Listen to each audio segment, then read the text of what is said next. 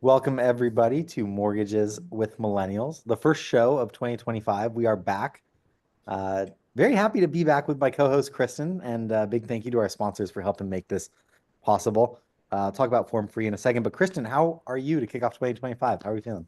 Oh, feeling good despite, fires and things. I was about to say awesome, and then I was like, oh, we, we've had our issues, but Well, I but heard LA well, LA got some rain here recently, so that's helped. Or they, how would you explain it? so Boots on the ground at there. least in my area, and Haley lives close to me as well, where you could feel the difference. Like, yeah, you people were saying you can't trust the air quality index and all of that, but now you can feel like the air feels better. So yeah.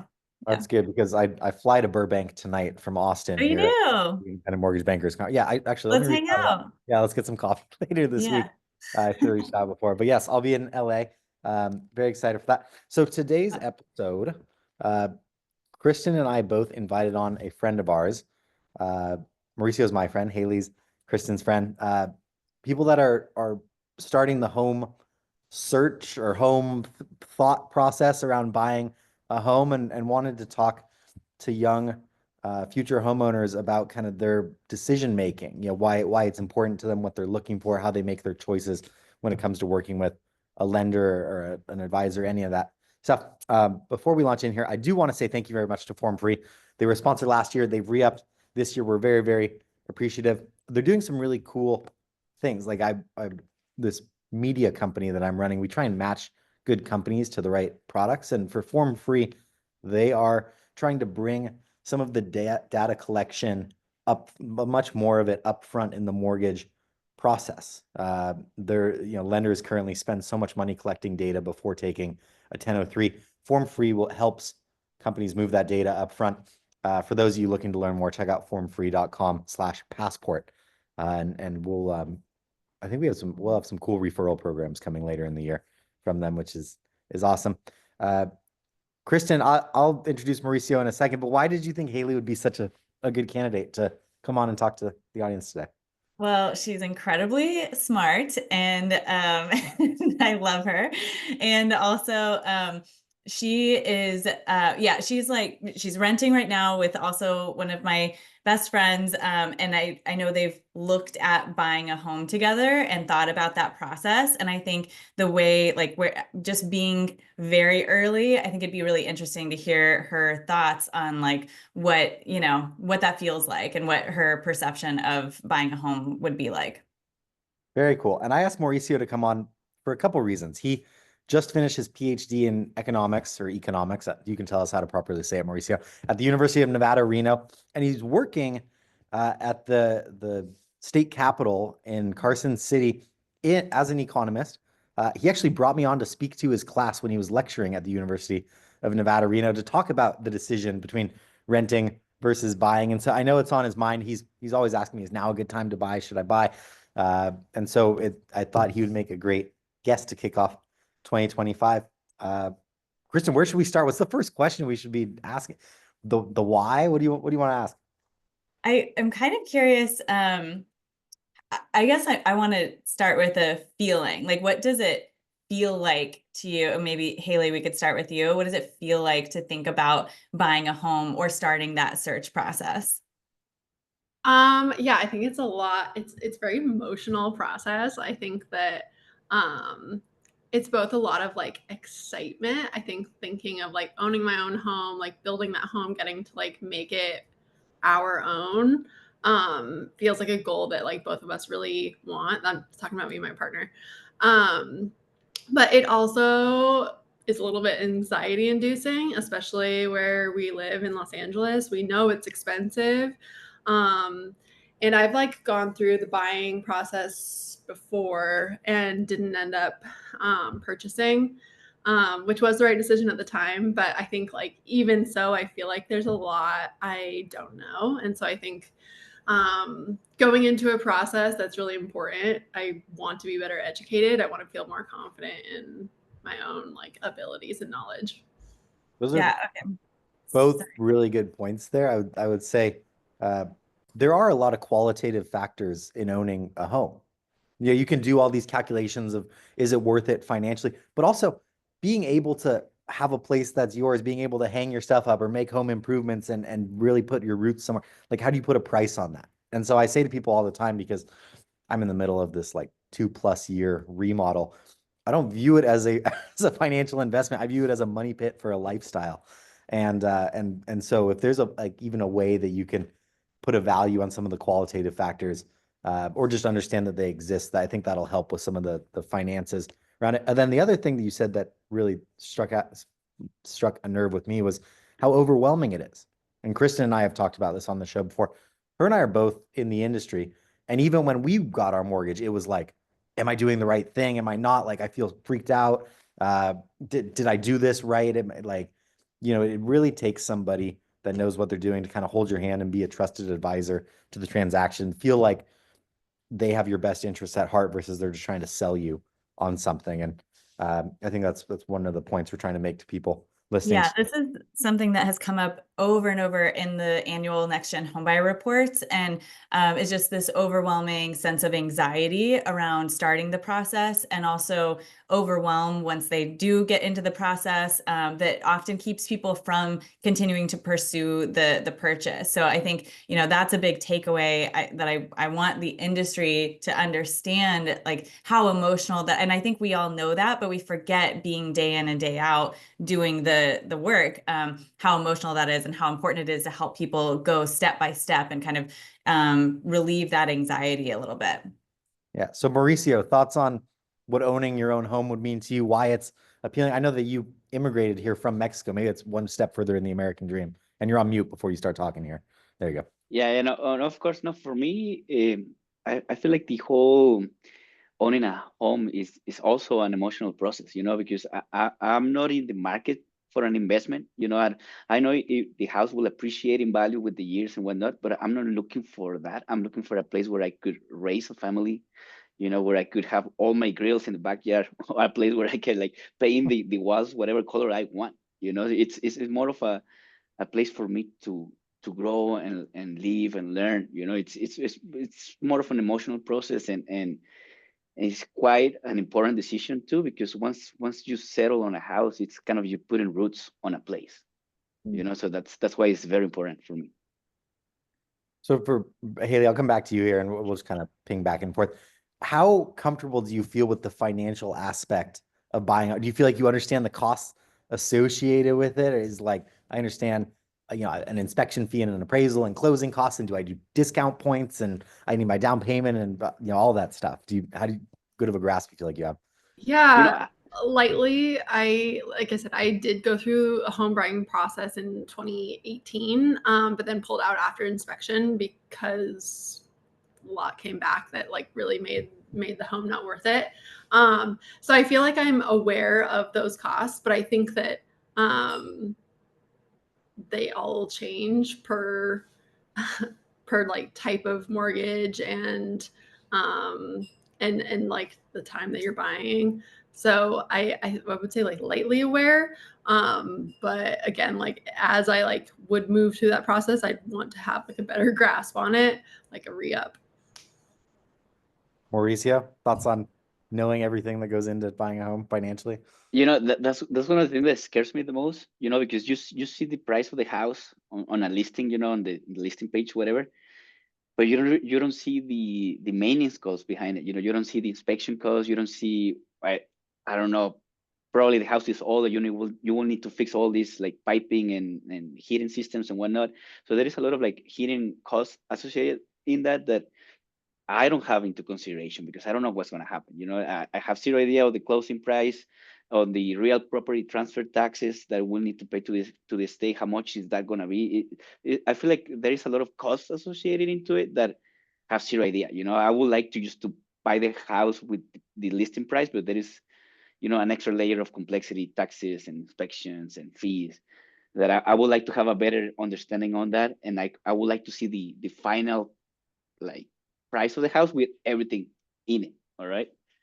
That kind of answers, I had a question around just what you expect from a mortgage professional, and that is so good. It's just, you want to see what it really means to buy a home, what it really means to financially do that over not just today, I would think, but over a period of time. I think that's what for me was really relieving when I was going through the process, was being able to see, here's what it is likely to look like for you over the next 5 years, you know, and I think doing that kind of analysis as a mortgage professional is really helpful. Haley, having gone through this before, how did you first of all find your mortgage and real estate professionals? And then also what were your, I guess I want to ask many questions around this, but like, what was your experience around that? Did you feel like you were, you know, being guided through that? Was there a lot of distrust, or, you know, how did you feel? Yeah, I think some of the reason why we pulled out is because I don't think it was a great experience. We found our real estate agent through, it was a friend's mom, who was really gung-ho on my partner at the time buying a house. And I think like really encouraging us, but in a way that we often felt like she was showing us things that was way out of our price range. And maybe it's something that we could have afforded, but we weren't really comfortable taking on. And the broker was her husband. So I think like we felt a lot of pressure, and that made us feel overwhelmed and scared. I think it was like a really big decision for us to say like, actually, no, we're going to pull out after the inspection. The house was really old and it was just going to take like $200K day one to make it livable. And that just like really pushed us above like what we were comfortable with. So I think like, yeah, the pressure made it less of an enjoyable experience than we anticipated. Yeah, one of the data points that I've seen every year in the Next Gen Homebuyer Report is this distrust for mortgage and real estate professionals. And I'm just analyzing the 2025 data that I'll be able to share next month, but it shows that people are decreasing in trust towards those professionals. And this year, I think it was 2 in 3 next gen homebuyers said they did not trust their mortgage professional to help them make smart decisions.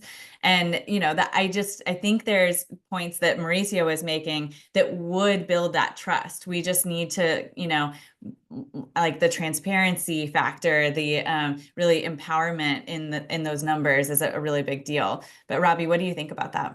Yeah, I want to get Mauricio's opinion on how would you ultimately choose who you'd work with. And actually, probably good to go back to Haley now that she had this experience where it was like worked with someone I knew and it was all too like kind of close to home, and I felt like this people pleasing pressure because I had a personal relationship. Do you agree with them? But Mauricio, are you like, if you were to go get a mortgage, are you have a relationship with a bank? Would you search like good mortgage on the internet? You heard, you know, Rocket Mortgage does a lot of advertising. How would you decide where to even start finding a mortgage? Oh, that's a good question. You know, for some reason, I happen to have a lot of friends who are in the mortgage industry, like you, Robbie, and I have a lot of friends around here that are realtors. So I might go and ask a friend, you know, because for me, it's more of a personal relationship. Because if I go and ask a stranger at a bank, I don't know the banker. I don't know if he's trying to take advantage of me or something like that. So I would rather go with a trusted source of information that I know it's not it doesn't have like some sort of other interest. You know, he natively wants to help me. You know, he's not trying to make money out of me. And you So know what's interesting is I interview a lot of really top originators on a daily audio podcast that I do. And the common theme that I get from them is they know their stuff so well that they make you feel at ease. And there's a huge difference between somebody that's really good at what they do in this profession and somebody that is just trying to close loans for the sake of closing loans. So, and you'll notice that I'm always happy to help you out if you want to come to yes, me yes. for somebody good. Haley, now that you went through that process and you're kind of like, okay, I can do this take 2, how are you going to decide who to work with this time? My answer is really similar. I think I would start by talking to Kristin. I know I said I used a contact before. I think I still would again. I think the difference is I would talk to friends who are in the industry or my friends who have purchased homes, of which I know more now than I did in 2018, for their direct experience. And I also think I wouldn't be afraid to walk away, and if it just wasn't a good relationship, and try and find someone else. So good. I'm curious where both of you would or have searched for information about buying a home. Like, where would you go to learn more about the process? Not necessarily for finding a professional or anything like that, but like, where would you go to learn about home buying? Not everybody at once now. Yeah. Think about it, because there's a lot of places to go. Yeah, for me, honestly, I will Google it. It's like the simplest one. I just go to Google, oh, how to buy a house. Or, in the time of AI, I can just ask ChatGPT. ChatGPT, could you help me with the process how to buy a house? So I will probably go there. And then after that, I will go and ask a friend who knows this process, like Robbie. I'll probably send a message to Robbie. I'm like, oh, what do you think about this and what about that and all that. So yeah, probably go first ask the internet and then go and ask a friend who's a professional in the industry. Kristin, you know what I'm thinking when I hear that is there's so many programs out there, whether it's down payment assistance or maybe I qualify for these first time home buyer benefits, or there's tax credits here, whatever, that I don't even think people know to do any research on that before they would go through this process. Is that something that you think falls on the loan originator to tell people? 1,000%. Yeah. No, people do not know. I mean, I'd be curious if you guys were familiar, but like down payment assistance programs especially are not talked about, and there's so much information like that you wouldn't know what to research. And but I do think ChatGPT is a really big one now that people would go to. I'm curious if either of you, and Haley, you can answer the original question, but if either of you follow financial influencers on social media, if you would be listening to some of that information, or, YouTube or anything like that. Haley, what about you? My answer was really similar to Mauricio's, in that I would be talking to my friends who are recent buyers, and I would use ChatGPT as well. Just makes it easy. Yeah, it was interesting when I asked this question in the survey for 2025's report, and I ask it every year, but this is the first year that I'm adding in AI, and it's it's went from nothing to everything, and so it really changes. Because one thing that I think is interesting about the home buying process is that most people have such little information that we don't know where to start. We don't even know where to, what kinds of questions to ask, other than how do you buy a home? I don't know. And so it can feel really overwhelming, and that's where AI can be really helpful. And of course, talking with friends you can trust. So we got to ask them about interest rates, because that's kind of the big elephant. Yeah. But I will say to both of you, some advice I would give, especially in California and Nevada, you deal with this too, Mauricio, because you're near some of these fires. Insurance costs and property taxes, we're talking hundreds of dollars a month or thousands of dollars a month difference between certain properties, which is a lot more than an eighth in interest rate or a quarter point in interest rate will change your monthly payment. So everybody thinks rates, but there's a lot of other factors that make deals work or not work that are worth keeping in mind and doing some research on, shopping around for insurance, those sorts of things before you close. But Mauricio, Mr. Economist, this is a question right up your alley. What is your understanding of how mortgage interest rates work?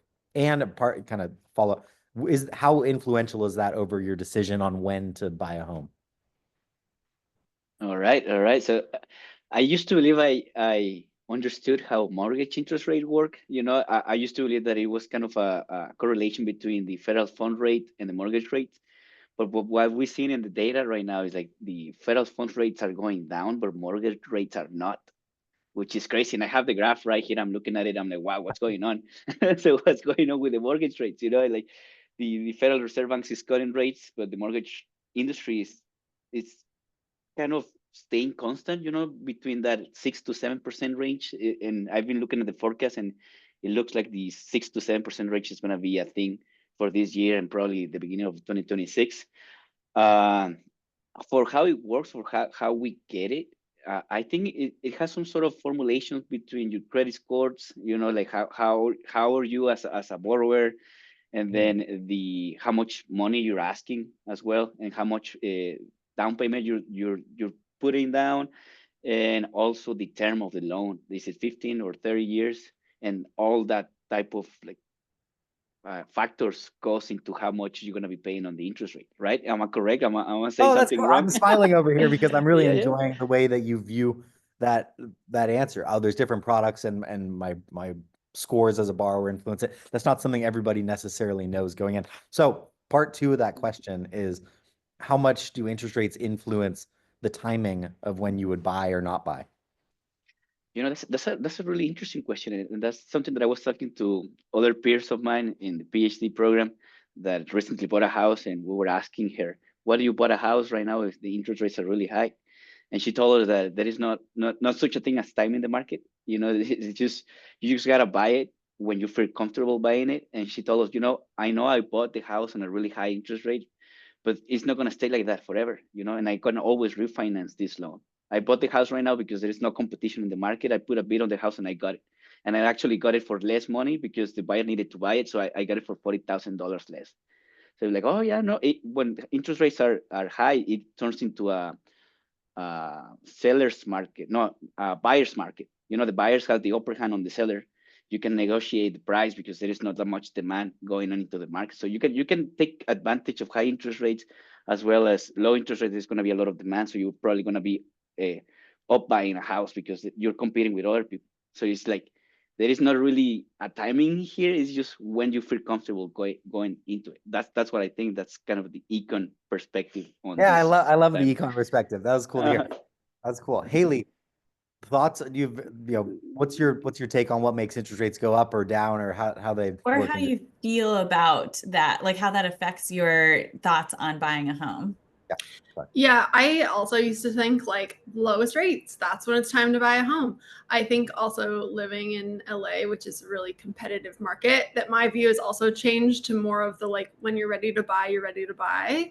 And that like there's, you could wait forever for like the optimal time, but a lot of it is optimal in hindsight. Like I think we know some people who bought during 2020 and like we've been like kicking ourselves like, oh, that would have been such a great time to do that, like you got in so at such a good time. Also without the context of like there was so much uncertainty in the world then, like I'm sure it was a really scary time to make a commitment like that. So yeah, I think more now I feel like when you're ready. And yeah, there's always the refinancing option. Yeah, that's so good. And it kind of leads into, yeah, I mean, this is the job of a mortgage professional to be able to show you truly what not just interest rates, but other numbers that are affecting your final number. And I would love to, we had a great question from John about what are some ways that mortgage professionals could build trust with millennials. And does anything come to mind, or, I mean, I feel like this just clarity around the numbers is something that I'm hearing from you guys, but does anything come to mind for either of you? Yeah, I think the clarity around numbers and also optionality. I think I would be interested in seeing different products, how that affects like what I'm paying month over month, and what I'm paying up front, and have the ability to make the choice based on how I want my like life to look ongoing. So good. What kind of like liquidity I need. Mm-hmm. Yeah, and adding into that,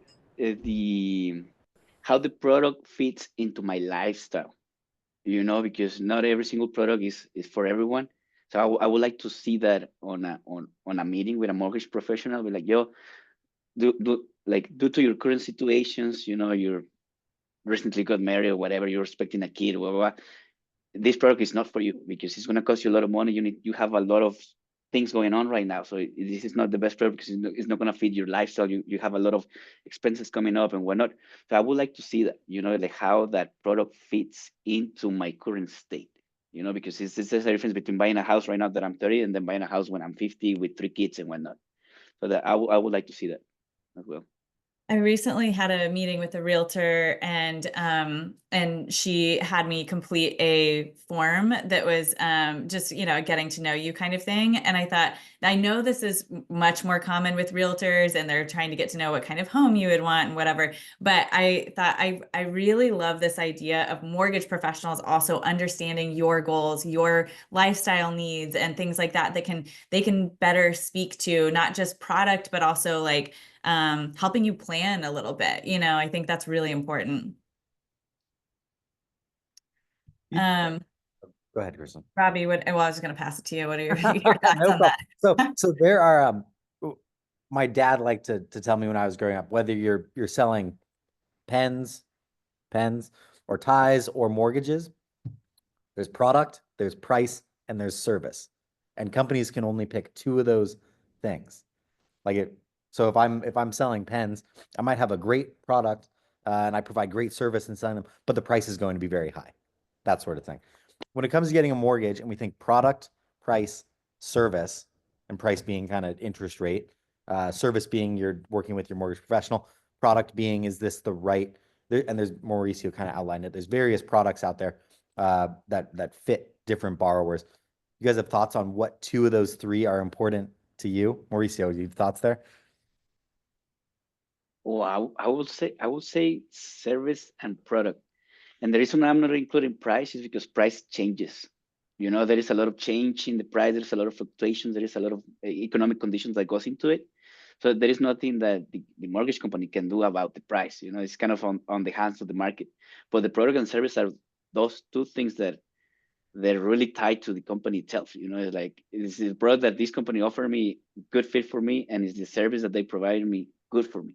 I think that's the thing that I will look the most, for the service and the product. Haley, you gonna agree, or you a rate girl? No, I'm gonna agree, and it's like coming from a place of privilege that price isn't one of the top factors. But yeah, I think like the service would rank really high for me. Feeling like I have a partner rather than a salesperson. So good. Partner rather than salesperson. Yeah. Haley, it's true you have to jump in 3 minutes here. I do, yes. Which I think we might just call the episode 30 minutes today, Kristen. I think this was very full, and we have some questions from the chat, but we could, come back with some thoughts to wrap this up at the next episode too. So pick a question. Let's do it. Oh, me? Yeah, go ahead. You referenced them. Okay. Well, I was feeling like we were kind of well, I guess like continue to just sum it up, is like thinking about how the industry can continue to grow and change. I would love to just us all think about and popcorn this. How can lenders improve the way that they support the next generation? Building trust, providing better service, all of the above. And this might be things that you've already said, but we can just kind of popcorn that. I'll start with that. My thought would be, I think lenders are getting a lot better when it comes to borrower experience at understanding this is a high touch borrower, this is a lower touch borrower. Like I remember applying for a mortgage and I hit submit on an application. Immediately my phone rang and I wanted to just like throw it in the ocean, when your phone rings, like, but for them, that was like their CRM system was like, yes, I called that borrower in 8 seconds. You're doing a great job. And I was like, that's not what I wanted as a borrower. I wanted to just be like, send me an email or give me a document upload list. Let me do it at my leisure, and then we'll talk later on versus just making me feel bombarded. So I think companies are getting better at differentiating their process. Some people want that phone call right away. So it depends borrower by borrower. Yeah. Haley, your last comment before you jump. Yeah, this is kind of a pie in the sky answer, but I think earlier education, like if buying a house is part of this American dream that like I'm expected and also want for my future, I would have loved for it to be like integral into my education when I was growing up. Same way as I wish I learned how to do my own taxes in high school. But yeah, I think I would have liked to be more informed earlier in my life, especially before I was coming to a decision of like, I'm actually going to do this. So good. That is the first home IQ mission So if anyone's interested in working on that mission, check out firsthomeIQ.com. Thank you so much, Haley, for being here. That was really helpful insights. Thanks so much. Bye. Mauricio, you have thoughts on the process here of how companies can be better, or the whole process can be better for you? For me, I will reiterate on this. I would like more of a tailored product for my needs, for my lifestyle, for my expectations. You know, instead of giving me just an overall generic product that everyone gets, it's more of a tailored product and better cost breakdowns. You know, on the loan itself, on the house, how much it's going to cost to maintain. You know, I would like to see better estimates on it with detailed breakdowns. I don't like hidden fees or anything like that. No one likes hidden fees or anything like that. So I would like to see it, you know, based on your status, how much taxes you're gonna be paying, blah blah blah blah blah. You know, so I would like to see that better. That's what I wished I had understood. Like everyone was like, oh, rent can go up, but your mortgage stays the same. And it's like, yeah, your mortgage stays the same, but my taxes have been going up every year. And it would have been, my HOA has gone up significantly. Would have been helpful to have a better understanding of that. So yeah. Exactly. Every year your insurance, it's like I got a fixed I got a fixed mortgage, and it's like why does my payment keep going up every single? Well, it's not a fixed payment, it's a fixed rate. So yes, there's a lot of unknown there. Yeah. Let's wrap it short and sweet. Yeah. This is so good. Thank you so much, Mauricio, and thank you everybody for being here. This is a really great way to kick off the year. Yes. Thank you very much for inviting me. Yeah, nope. Always happy to talk to you. I'll be in Reno soon, so we'll hang out.